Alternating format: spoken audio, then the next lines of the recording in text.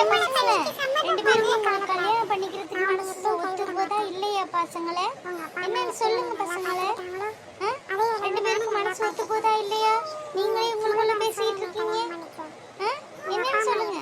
உங்க அப்பா அம்மாவுக்கு தெரியாம நீங்க கல்யாணம் பண்ணி போறீங்க, இல்லைன்னு சொல்லல. இருந்தாலும் உங்க ரெண்டு பேருக்கும் என்னம்மா, உனக்கு அந்த பையன் மதத்துக்கு மாற சம்மதமா இல்லையா? என்னன்னு சொல்லுமா. அடுத்த வேலை நாங்க ரெடி பண்ணல, என்னன்னு சொல்லுங்க. நீங்க ரெண்டு பேரும் கலந்து பேசி என்னன்னு முடிவெடுங்க சீக்கிரம். வெயிட் பண்றது. சொல்லு மீனாட்சி, சொல்லு. நம்மளுக்கும் நம்ம லைஃப் ஆரம்பிக்கணும்ல. சொல்லு. இப்போ எனக்கு 37 வயசு ஆயிடுச்சு. அதுக்கப்புறம் நம்மளும் நம்ம லைஃப்பை ஸ்டார்ட் பண்ணாதானே நம்மளும் நல்லா சேர்ந்து ஒத்துமையாக வாழலாம். நம்ம ரெண்டு பேரும் விரும்பும் போது அப்பா அம்மா உரிமையோட விரும்பணும். இல்லை இத்தனை வருஷம் நம்ம வெயிட் பண்ணோம். பட் நம்மளுக்கு அப்பா அம்மாவோட ஆசீர்வாதம் இல்லாமல் கல்யாணம் ஆகணும்னு இருக்கு போல.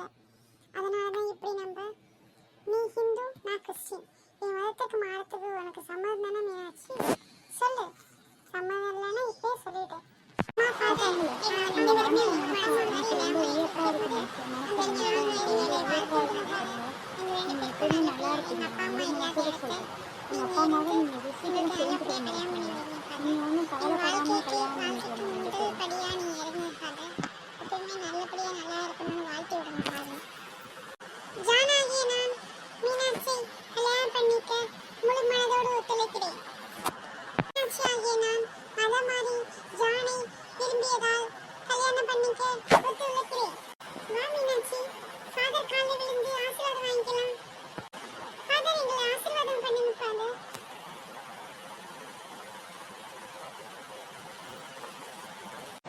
நீங்க எப்பயும் நல்லா இருக்கணும், ரெண்டு பேருமே ஒற்றுமையா எப்பயுமே இருங்க.